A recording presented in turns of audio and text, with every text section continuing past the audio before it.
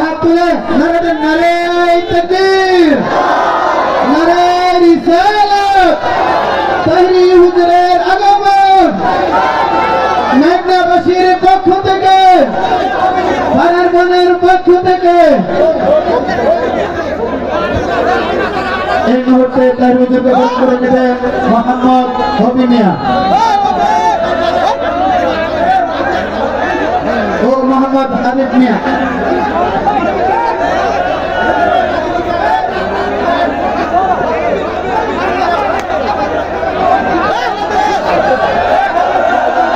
মোহাম্মদ হবি মিয়া, হবি মিয়া তাকবীর, নারে তাকবীর, নারে রিসালাত।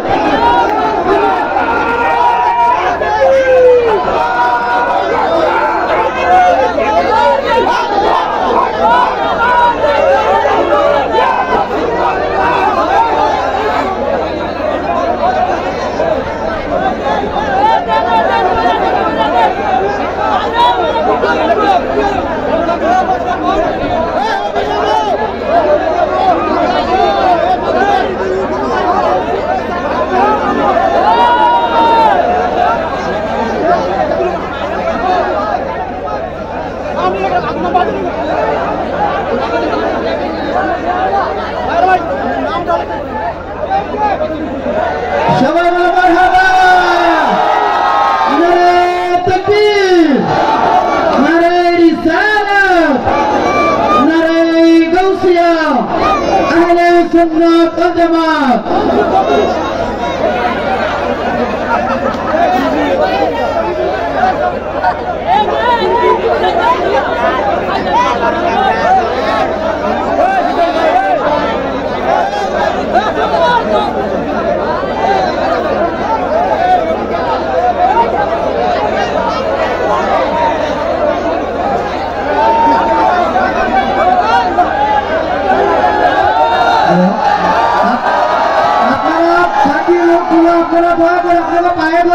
আপনারা সব স্টেজ থেকে নেমে যান, আপনারা পায়ে ধরে বলছি, আপনারা হেরে গেলেন তো হেরে গেলেন। তবে কিছু কিছু রাগ আছে, সেটা রাগ না, এটা আবেগ। একটু আগে আপনার স্টেজে যে আবেগ দেখছেন, এটা কিন্তু রাগ না, এটা মহব্বত। কথা ঠিক কিনা? এই জন্য সে রাগ করার পরও যারা মালা দেওয়ার জন্য রেডি হয়েছে, সে নিজে তার মালা দিয়ে দিচ্ছে। কিছু কিছু রাগ পানি পড়ে না, কিছু কিছু রাগ শুকনা দিয়ে প্রেমের নৌকা চলে। যাই হোক, আপনারা যারা আসছেন, আপনাদের সকলকে আমার পক্ষ থেকে ধন্যবাদ জানাই। ইন্তেজামিয়া কমিটির পক্ষ থেকে আমাকে বিষয় দিয়েছে কবর এবং হাসর নিয়ে আলোচনা করার জন্য। বিষয়টা অত্যন্ত স্পর্শকাতর বিষয়। ফুলের সৌরভ, মানুষের গৌরব চিরদিন থাকে না, ঠিক কিনা বলেন? আজকে হাজার হাজার মানুষ প্যান্ডেল ভর্তি, আপনাদের কাউকে গাড়ি ভাড়া দেওয়া হয় নাই। আপনারা মেঘনাবাসী আজকে চমৎকার একটা ইতিহাস দৃষ্টান্ত রেখেছেন, এবং আমি তো কখনো আসি নাই মেঘনাতে। মেঘনাতে প্রথম এসে আপনারা আমাকে বুঝিয়েছেন যে মেঘনার মাটি সুন্নিয়তের ঘাঁটি।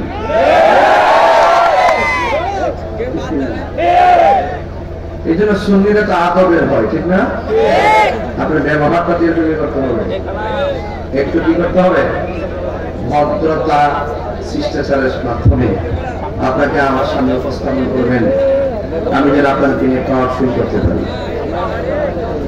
সকলে বলুন আলহামদুলিল্লাহ। বলুন আসল ঘরের নাম কি, বিল্ডিং না কবর? আজকের মাহফিলে আসায় কারা কারা খুশি হয়েছেন হাত তোলা।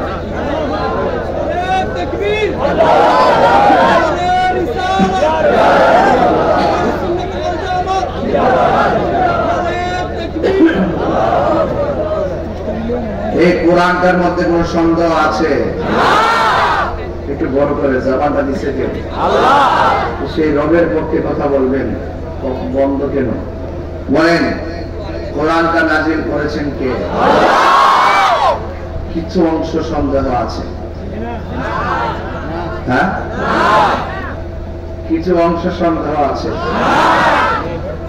সন্দেহ করলে কি ঈমান থাকবে? এই কোরআনে দুইটা রাস্তা আছে ভাই। একটা রাস্তা হলো কল্যাণ, আর একটা রাস্তা হলো অকল্যাণ। কল্যাণের পথে থাকলে আপনি বেহেশতে থাকবেন, আর অকল্যাণের পথে গেলে আপনি দুজকে যাবেন। তো মেঘনা মানুষ একটু জবানটা খুলে বলুন, আমরা কি কল্যাণ চাই না অকল্যাণ চাই? তো কল্যাণ চাইলে নামাজের দরকার আছে না নাই? নামাজ না পড়ে কবরে গেলে শাস্তি আছে না নাই? রোজার দরকার আছে না নাই? রোজা না রেখে কবর গেলে শাস্তি আছে না নাই? আমরা তো ভালোটাও বুঝি, মন্দটাও বুঝি। আগুনে হাত দিলে হাত পুড়ে যায়, পাগলেও আগুনে হাত দিলে হাত পড়ে, পানিতে হাত দিলে হাত ভিজে। এটা বোঝার জন্য আল্লাহ আমাদের একটা দেমাগ দিয়েছেন, একটা বিবেক দিয়েছেন। এই জন্য বলা হয়েছে বিবেক হলো সবচেয়ে বড় আদালত। দেখবেন সিএনজির পিছনে লেখা থাকে, আমি ছোট, আমাকে ধাক্কা দিবেন না। এর মানে হলো ট্রাকের পিছনে যারা বইয়া থাকে, হারা যাতে এটা দেখে যে তোরা বড় গাড়ির মালিক যদি আমার মানিস না। কথা কোন ঠিক কিনা? না তামসি ফিল আরদি মারাহা, জমিনে অহংকার করে চলা যাবে না। জমিনে কি করে চলা যাবে না? অহংকার করে চলা যাবে না। এই দেশের গরিবরা দিনে এনে দিনে যারা খায় তারাও মানুষ, যারা কোদাল দিয়ে মাটি কেটে খায় তারাও মানুষ। এই জন্য আমি আপনাকে সোজা করার জন্য নামাজ দিছে। যা কাতার দ্বারা একটা রিক্সাওয়ালা যেখানে দাঁড়াবে, একটা এমপিও সেখানে দাঁড়াবে। তুমি কোটিপতি হয়েছে বলে মসজিদ থেকে তাকে ধাক্কা মেরে বের করে দেওয়া যাবে না। কেন করা হয়েছে সেটা? একমাত্র আমি আপনি, আমরা মানুষ। ধনী হতে পারে, গরিব হতে পারে, ফর্সা হতে পারে, কালো হতে পারে। বলুন ডিজাইনার কে? আল্লাহ। আপনি নিন্দা করছেন কেন? ফি আই সূরাতিন মা শাআ রাক্কাবা। আল্লাহ বলেন মানুষের চেহারাটাকে আমি আল্লাহ যেমন ভাবে চেয়েছি এমন ভাবে বানিয়েছি। আল্লাহ আমাকে কালো বানিয়ে যদি আল্লাহ পাক রাজি থাকেন, আমি কালো, এটা আল্লাহর চয়েস। আপনি ফর্সা, সেটা আল্লাহর চয়েস। আপনি খাটো, সেটা আল্লাহর চয়েস। আপনি লম্বা, সেটা আল্লাহর চয়েস। আপনি গরিব, সেটা আল্লাহর চয়েস।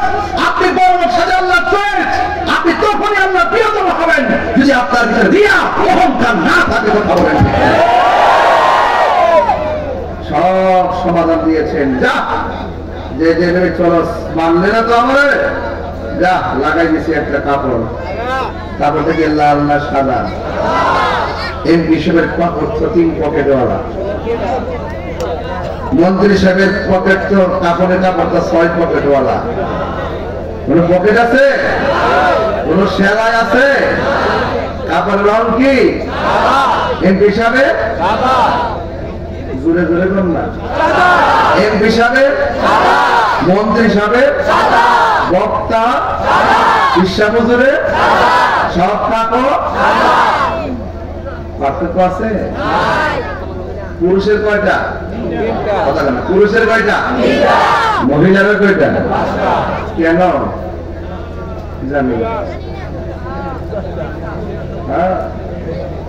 অনেক রঙের কাপড় আছে না নাই? সাদা কাপড় কেন জানি না। অনেক পাতা গাছ দুনিয়াতে আছে, বড়ই পাতার গরম জল কেন করা হয় জানি না। জানতে হবে। কি করতে হবে? জানতে হবে। এটা যদি জানতে চান আপনি একে একে পারবেন না। যিনি জানেন তার কাছে যেতে হবে। যিনি জানেন তার কাছে যেতে হবে। ইয়াউমা কুল্লু উনাসিন বিইমামিহিম, ইয়াউমা নাদউ কুল্লু উনাসিন বিইমামিহিম। হাসরের মাঠে প্রত্যেককে তার ইমামের নাম ধরে ডাকতে হবে। ইমাম মানে কি? মুর্শিদ। ইমাম মানে কি? যিনি আপনাকে সরল পথ দেখান, যিনি আপনাকে রাস্তা দেখা দেয়। আমরা এগুলো বুঝি না, আমরা এগুলো কি বুঝি না। রসুলকে দেখছি কখনো? রসুলুল্লাহকে চিনাইছে কে? একটু আল্লাহ আল্লাহ বুঝছে, রসুল আল্লাহ চিনেছে। আরে বাবা, নবী হলো আমার আল্লাহর সাক্ষী, আর আমার নবী হলো আল্লাহ যেখানে আয় না। আল্লাহ আমরা দেখি নাই, নবীর সাক্ষী এসে দুনিয়াতে আল্লাহ দিছে। এই জন্য যেই যুগে যেই আমলে যেই উম্মতের কাছে যেই নবী এসেছে, সেই নবীকে নিরঙ্কুশ ভাবে ভালোবাসা, মেনে নেওয়া ফরজ। আমরা তো নবীকে দেখি নাই, এই বাংলাদেশে তো নবীজি আসে নাই, তাই এসছে কে? এই দেশে ইসলাম নিয়ে এসেছে আল্লাহর ওলিগণ। এই জন্য আল্লাহ ওলির বাজার হলো আমাদের নিশানা, আল্লাহ ওলির বাজার হলো এই দেশের অস্তিত্ব। এই অস্তিত্ব যতদিন থাকবে ততদিন মানুষ সঠিক পথে সন্ধান পাবে। থাকবে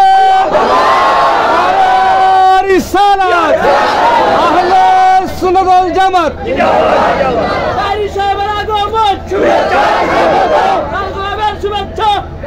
আপনারা কি আমার প্রতি রাগ করতেছেন? আমার কথা কি বুঝতেছেন? তাহলে বলুন, ইজ্জতের মালিক কে? হায়াতের মালিক কে? মাহফিল এনেছেন কে? আপনাদের কাছে আমি যে আলোচনা করব, এই আলোচনাগুলো সুন্দর করে শুনবেন। মেঘনা কি তৃতীয়বার না প্রথম? এই সাইড থেকে এই সাইড